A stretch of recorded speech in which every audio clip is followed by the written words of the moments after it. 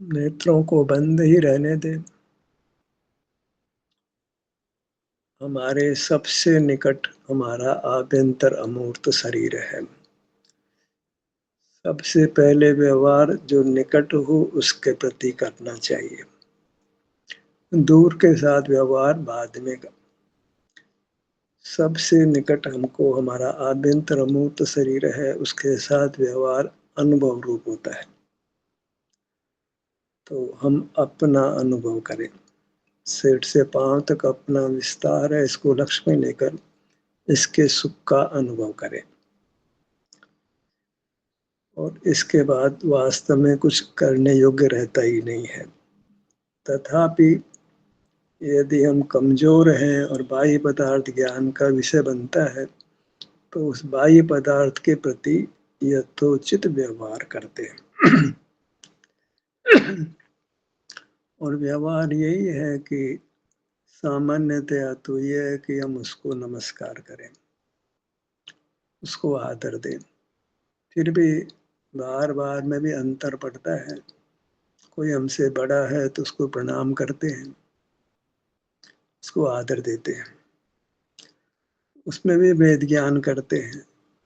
माता पिता दोनों खड़े हों तो पहले माता का चरण स्पर्श करते हैं, उसके पश्चात पिता का चरण स्पर्श करते हैं।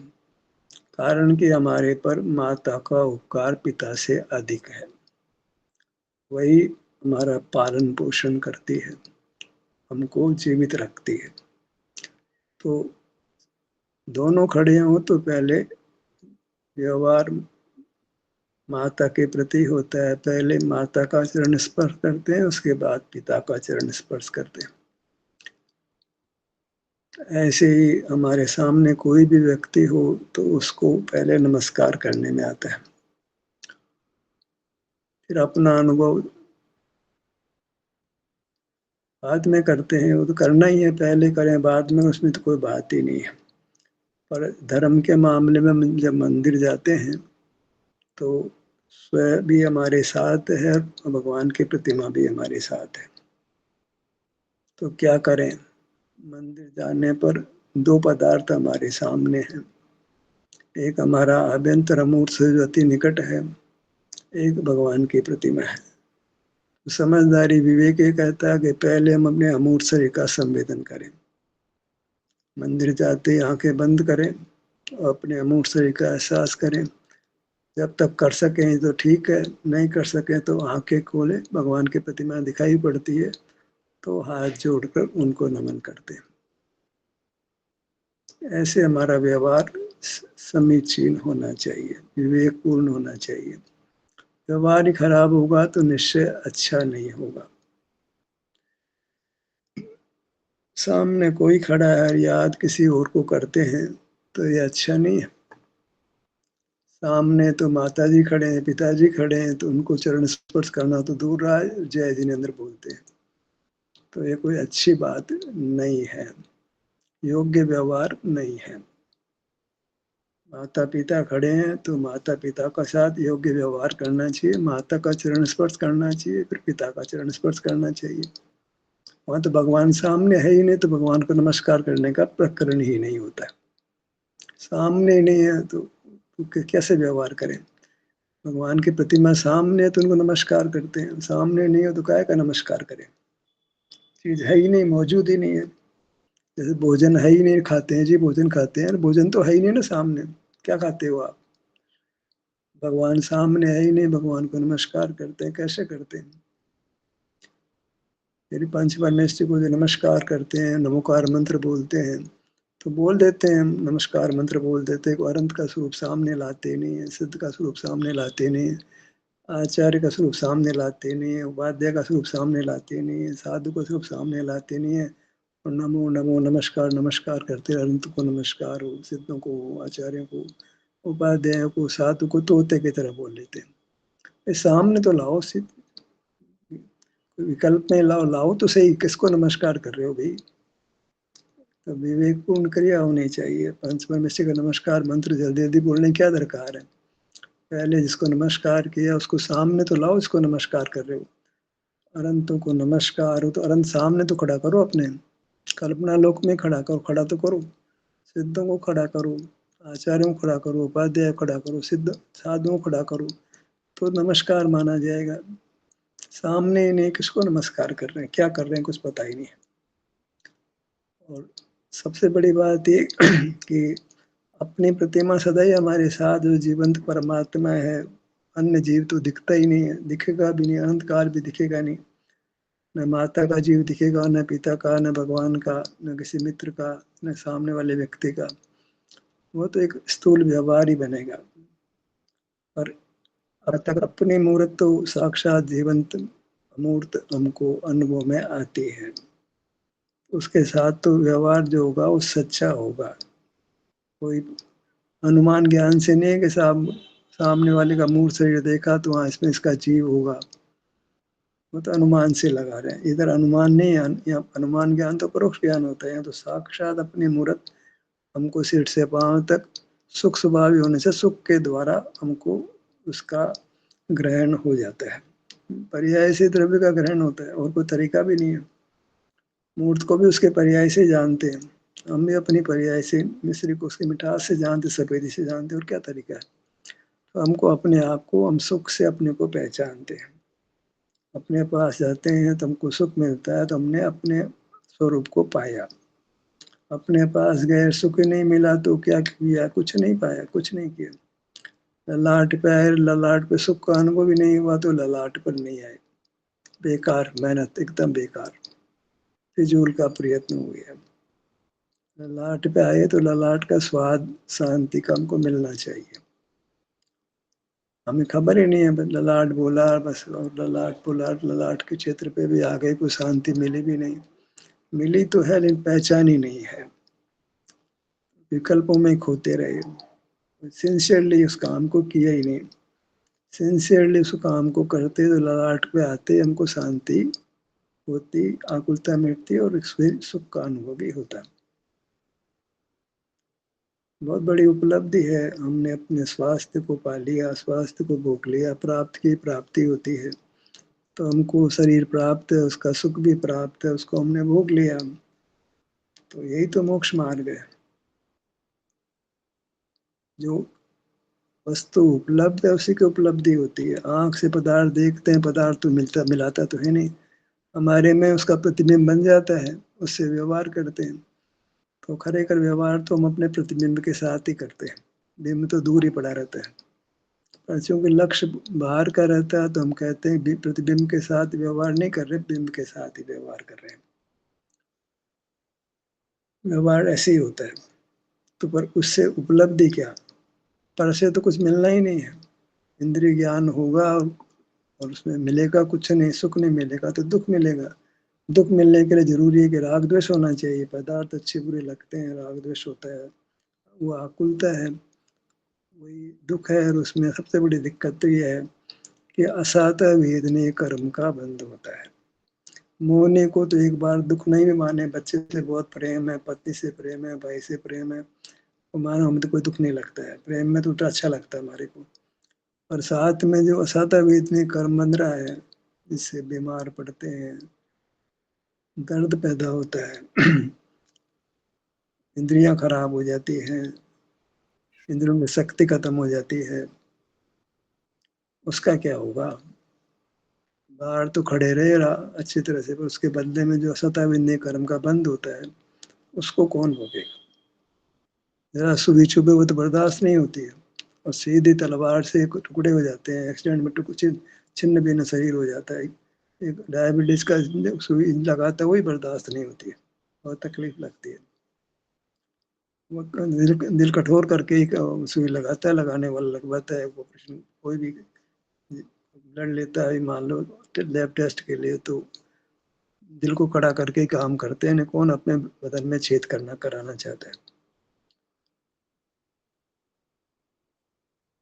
दुख तो अच्छा नहीं लगता है, दुख अनुभव में आता है जब से असत वेदने का उदय होता है, या बाहर में तो कारण बन ही जाएगा। वेदनी कर्म क्या करेगा, वो तो कोई सुई चुभेगी तो ऐसा कोई ओकेजन बनेगा सुई चुभाने का, कोई चुभ जाएंगे, पत्थर की ठोकर लग जाएगी, तो फिर शरीर का छेदन में वेदन होता है तो असाध्य वेदने कर्म उसके निमित्त से उदय में आ जाता है और हमको वेदना हो जाती है। तत्काल तो वेदना कई होती भी नहीं, कई बार गिर पड़ते हैं, तत्काल मालूम ही नहीं पड़ता है, धीरे धीरे सतह वेदने कर्म का विपाक होता है, हमको दुख मालूम होने लगता है।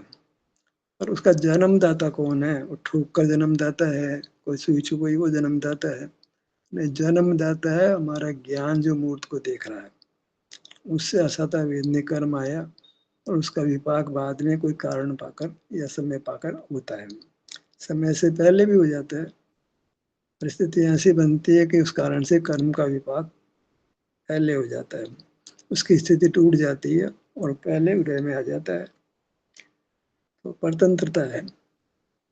तो उसको जीतने का उपाय मोहनी और सदा वेदनी दो ही कर्म दुख देते हैं। तो उसका कारण एक ही है कि हम मूर्त पदार्थों को देखते जानते, तभी मोह का उदय आता है, तभी सदा वेदनी कर्म बंद होता है, उदय को तकलीफ होती है। मूर्त पदार्थों को देखने जानने को ज्ञान कहते हैं। उसका बड़ा रूप इंद्रिय ज्ञान है, मूल में तो उसका नाम ज्ञान ही है। इंद्रिय ज्ञान नाम देते हैं, उसे धोखा हो जाता है, इससे अलावा भी कोई ज्ञान होता होगा, इसलिए इंद्रिय ज्ञान शब्द बोलना भी अच्छा नहीं है, ज्ञान ही बोलो उसको। पदार्थों को हमने जाना इतना ही बहुत है, उससे संसार पैदा होता है। इंद्रिय ज्ञान कहने से फिर कोई दूसरे ज्ञान की हम कल्पना करने लग जाते हैं, वो अपने आप को ठगते हैं, धोखा देते हैं। इंद्रियों से जाना तो दूसरे प्रकार से जानना होता ही नहीं, ज्ञान एक ही प्रकार का, तो इंद्रिय विशेषण क्यों लगाना चाहते हैं? ज्ञान ही लगाओ ना भाई। जब तक ज्ञान जीवित है दुख जीवित है, ये बराबर है। जब तक इंद्रिय ज्ञान जीवित है दुख जीवित है, फिर क्लेश पैदा हो गया, फिर धोखा हो गया। कोई ज्ञान तो अच्छा होगा, मर गया भी है, कोई ज्ञान करने के लिए बाहर खड़ा रहेगा, बाहर एक ज्ञान होता है, भीतर तो कोई ज्ञान पदार्थ को जानने में आती नहीं। तो ज्ञान को इंद्रिय ज्ञान शब्द लगाते ही धोखा हो गया, फिर उसको सहज ज्ञान लगा तो महा धोखा हो गया। पहले ज्ञान को अतीन्द्रिय ज्ञान लगाया, फिर पारणामिक करके सहज ज्ञान लगा दिया, धोखे पर धोखा। कितना अपने आप को ठगेगा ये जीव, कितना अपने आप को कष्ट देगा। करेला और नीम चढ़ा, उसके बाद भी कोई और काम हो गया। ज्ञान को इंद्रिय ज्ञान नाम दिया, फिर उसको जो है सहज ज्ञान नाम दे दिया, स्वरूप कर्म निरपेक्ष बना दिया, स्वभाव ही बना दिया। स्वभाव का भाव तो कौन कर सकता है? किसी की ताकत नहीं है माई के लाल की स्वभाव को नष्ट कर दे। स्वभाव को नष्ट करने की सामर्थ्य किसी में नहीं है, उसका विभाव रूप परिणमन हो जाएगा। स्वभाव का घात करने की ताकत किसी में नहीं है। सुख स्वभाव का भी पूरी तरह घात कभी भी नहीं होता है, चाहे बाहर देखो लाख, आप कुछ तो सुख, कुछ तो आपको अच्छा लगता है, तो सुख का रूप है उसके अंदर, भले वो अस्थायी है, वैसा सुख नहीं है जैसा कि शरीर का एहसास करने में मिलता है, लेकिन सुख तो मिलता है। तो वह सुख है, वो स्वभाव के सुख का अंश है, भले ही पराधीन है, पर बगैर सुख के स्वभाव के जड़ पदार्थ को विषय सुख भी नहीं आएगा उसको। हमको सुख आता है, विषय सुख आता है, उसमें भी अतीन्द्रिय सुख का कोई अंश पाया जाता है, हालांकि उसको इंद्रिय सुख ही बोलेंगे, पर जो भी अच्छा लगता है वो हमारे स्वभाव के कारण लगता है। तो ज्ञान को हमने जो है इंद्रिय ज्ञान नाम ना दे तो ही अच्छा है, केवल ज्ञान तो का तो अस्तित्व ही नहीं है। ज्ञान है वो सकल ही निंद है और दुख का कारण है। कैसा भी ज्ञान हो, पांच इंद्रिय का ज्ञान होता है, बाकी मन से तो एक विचार होता है, उसको तो बल कोटि में डालते हैं आचार्य, क्योंकि उसमें इंद्रियों का काम नहीं है। पराधीन ही वो एक क्रिया, बल क्रिया में ले लो, बल में विचार एक क्रिया है।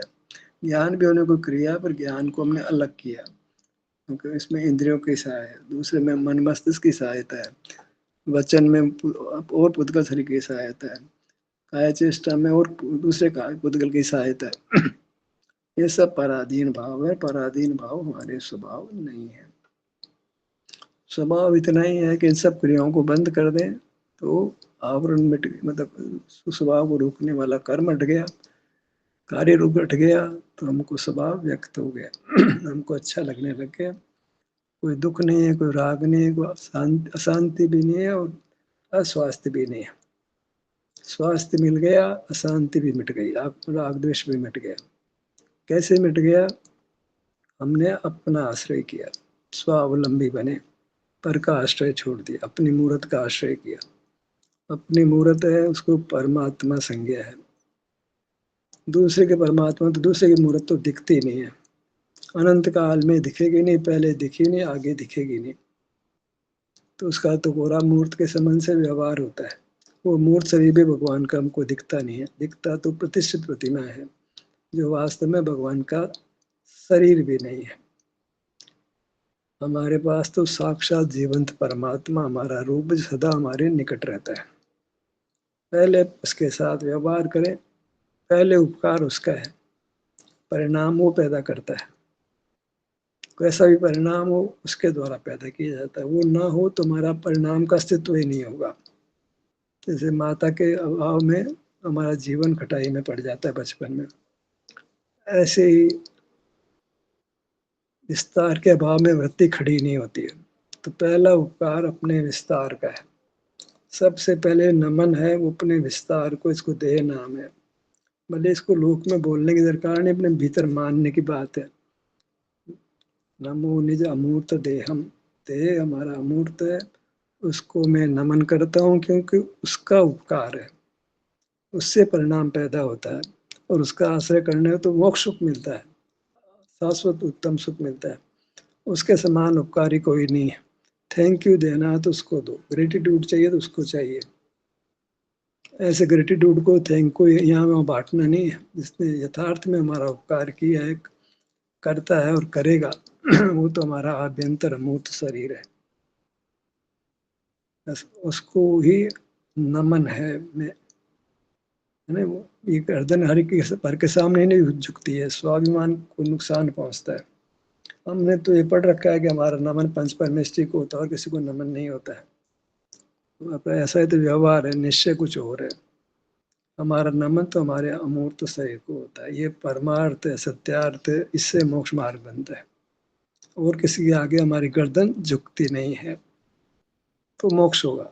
जब तक गर्दन दूसरे के सामने झुकती रहेगी तब तक मोक्ष नहीं होगा। नियम है, तब तो सदा वेदनी कर्म का बंद होगा, मोक्ष होना तो बहुत दूर की बात है। गर्दन है वो हमारे अमूर्त शरीर के सामने झुकेगी, अन्यत्र नहीं झुकेगी तो मोक्ष मार्ग होगा, मोक्ष होगा। ऐसा होता है, दृढ़ता होनी चाहिए। नहीं कुदेव कुरस को सेवन करे है तो परद्रव्य है, पर परदेव कुदेव है, स्वद्रव्य है वो सुदेव है। परद्रव्य से दुर्गति होती है, दुर्गति उसको तो कुदेव कहते हैं। सुदेव का श्रद्धान करना है, कुदेव का श्रद्धान नहीं करना है। पंच परमेष्टि है वो तो कुदेव की श्रेणी में जाते, गुरु की शरण में जाते। हमारी मूर्त वही सुदेव है, वही सुगुरु है, ये परमार्थ है, सत्यार्थ है। तो यहाँ नमन नहीं करते कुदेव को, गुरु को, शास्त्र को। सुदेव सुगुरु सुशास्त्र सुतीर्थ तो अपना आभ्यंतर अमूर्त शरीर है, पर तो दुर्गति का निमित्त है। तो वह कैसे सुदेव होगा, कैसे सुगुरु होगा, कैसे सुशास्त्र होगा, कैसे सुतीर्थ होगा? शरीर ही देव है, शरीर ही गुरु है, शरीर शास्त्र है, शरीर तीर्थ है। तो हमारा नमन तो इसको ही होगा, अन्य किसी को नहीं होगा। कब तक व्यवहार, कब तक व्यवहार, कब तक संसार में रहना है? व्यवहार से संसार ही होता है, निश्चय मोक्ष मार्ग है। ये गर्दन है वो अपने अमूर्त शरीर के आगे ही झुकेगी। झुकना कैसा है? संवेदन रूप है, एहसास करने रूप है, अनुभव करने रूप है। लोक व्यवहार में जैसे झुकते हैं ऐसा या नहीं झुकते हैं। गर्दन झुकाने का काम नहीं है, जैसी गर्दन है वैसी है। हमें तो अपने परिणाम को इधर ढालना है। वृत्ति विस्तार की ओर ढलती है, विस्तार में रहती है, विस्तार का अनुभव करती है, तो विस्तार में रहा हुआ सुख अनुभव में आता है। तो ये वास्तव में आपको आपका नमन हुआ, अपने आभ्यंतर देह को नमन हुआ, मेरा मुझको नमन हुआ, और उसमें हमको सुख मिलता है। नमस्कार भी करें, सुख नहीं मिले, नमस्कार ही फालतू चला गया। ये नमस्कार क्यों फालतू चीज है हमारी? कोई काम ऐसा नहीं करना है जो फालतू हो। हर प्रयत्न सफल होना चाहिए। निष्फल प्रयत्न करने से क्या लाभ है? फल तो सुख की प्राप्ति है, और कोई फल तो दुष्फल है सब। तो सुख की प्राप्ति तो अपने समक्ष खड़े होने में या अपने में खड़े होने में है। तो अपने में खड़े रहो, एकदम सुख, एकदम शांति, कर्म की निर्जरा, मोक्ष की प्राप्ति, हमेशा का कष्ट मिट गया, हमेशा का सुख हो गया। सुख तो है, तभी तो सुख अनुभव में आता है। प्रगट ही हमको अपनी ओर आती है, अच्छी अनुभूति होती है, अच्छा लगता है। पहले मान लेते हैं अच्छा नहीं लगता है जी, फिर तो अच्छा लगेगा भी कहाँ से। भाई अच्छा लगता है, जरा सा मानो बात हमारी। आंखें बंद करो, शरीर के किसी भाग पर आओ, अच्छा लगता है, तुम पहचानो। तुम्हारी पहचान बहुत स्थूल हो गई है, थोड़ा पहचानो। जब भी किसी भाग पर आते हो तो आपको विषयातीत सुख का, इंद्रियातीत सुख का अनुभव होता है, शांति का अनुभव होता है, शांति का भी, सुख का भी। स्वास्थ्य मिलता है तो खुद का शरीर भी स्वस्थ होता है, उसकी भी रौनक बढ़ती है। तो अपने सिर के भाग पर आइए।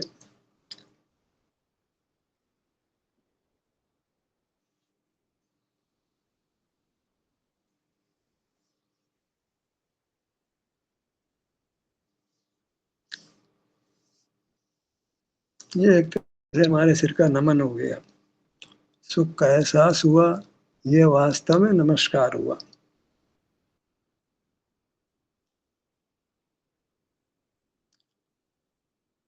हमारा नमस्कार सुख के अनुभव रूप है।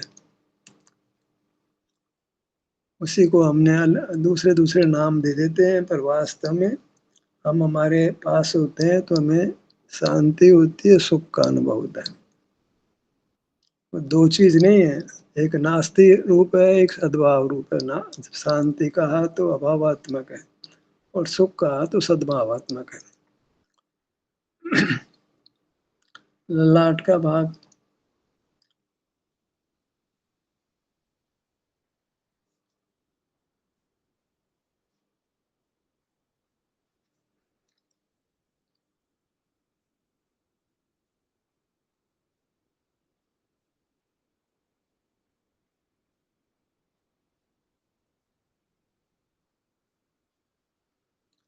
भ्रू मध्य,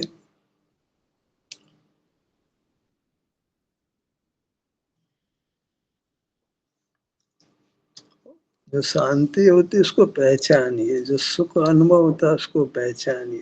पहचान के बाद ही वो काम स्वाभाविक होता है, क्योंकि जीव की गति सहज ही सुख की ओर होती है। अपने आप ही गति सुख की ओर ढलती है। जैसे पानी अपने आप ही समतल होने का प्रयत्न करता है, हवा तिर्यक बहने का प्रयत्न करती है, अग्नि लौ दीपक के लो उद्गमन करने को प्रवृत्त होती है। ऐसे हमारी वृत्ति अपने आप ही अपनी ओर ढलने का प्रयत्न करती है, बस इंद्रिय ज्ञान उसको रोकता है। वृत्ति का तो स्वभाव ही अपनी ओर ढलने का, बस इंद्रियां मिली है और हम पर को जान रहे होते हैं, वहां भी बीच बीच में वृत्ति अपनी ओर ढली जाती है। पर उतने मात्र से काम नहीं होता है, कदाचित ठहर जाए तो बिना उपदेश के भी मार्ग की प्राप्ति हो जाती है।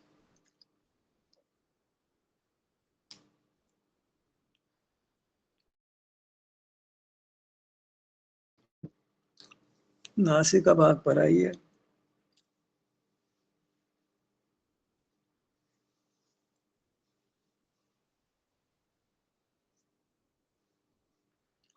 कुछ अस्वास्थ्य तो शरीर में रहता है, कोई मुक्त नहीं हुआ अभी। बस इतना है कि उसको हमने मुख्य नहीं करना है।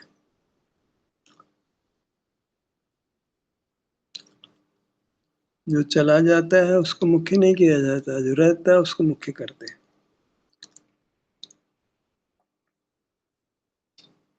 बेटी ससुराल जाती है तो बेटी का महत्व कम हो ही जाता है, बेटा साथ में रहता है तो उसका मुख्य, वो मुख्य हो ही जाता है। तो बेटा भी साथ में नहीं रहता तो बेटा भी मुख्य नहीं रहता है, पत्नी साथ रहती है, पति साथ रहता है तो वो मुख्य हो जाता है। हमारी मूर्त तो सदा ही साथ रहती है, इसलिए उसके समान मुख्य कोई नहीं।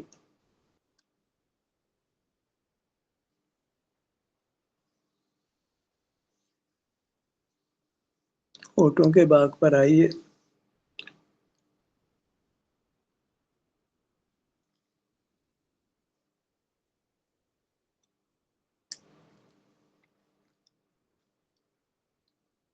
मुख के भीतर ठहरिए, चाहे मुख के भीतर का भाग उपेक्षित हो जाता है, क्योंकि बाहर रहने पर वह आँख से दिखाई नहीं देता है, पर उसको कम नहीं आंकना है। मुख के भीतर के भाग पे भी सुख दुख रूप संवेदना अनुभव में आती है।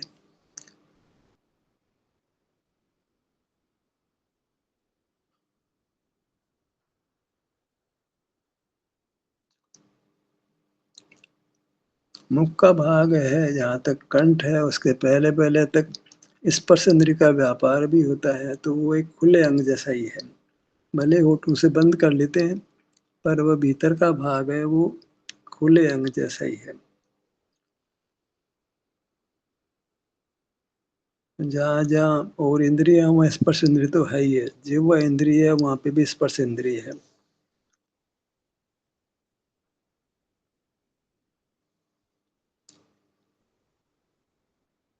कभी भी जीव संसार अवस्था में स्पर्श इंद्रिय के बिना नहीं रहता है, और पुद्गल स्पर्श के बिना नहीं रहता है। इस कारण से हमारा बंधन हो जाता है। पुद्गल है तो स्पर्श अवश्य होगा, संसार है, जीव है, तो उसको स्पर्श इंद्रिय का ज्ञान सहज ही हो जाता है। ऐसे पुद्गल और जीव का अनादि से बंधन हो रहा है। मूल बंधन स्पर्श इंद्रिय और पुद्गल के स्पर्श के कारण से होता है।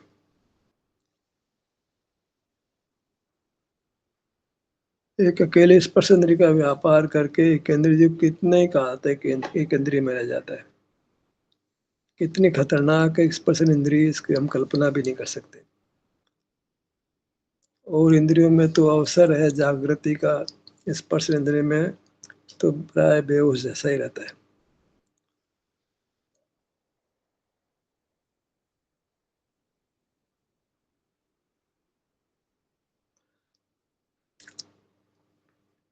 थोड़ा भी स्पर्श का ज्ञान है वो जीव को बहुत कर्मों से बांधता है।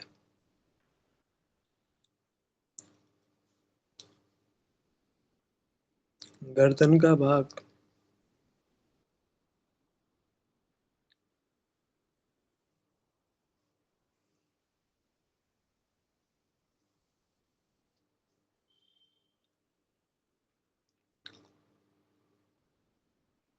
सबसे खतरनाक इंद्रिय स्पर्श इंद्रिय है। विस्तार भी बड़ा है, इसका व्यवसाय बड़ा है। भले विषय थोड़ा हो, लेकिन मूर्छा ज्यादा पैदा होती है, कषाय ज्यादा पैदा होती है।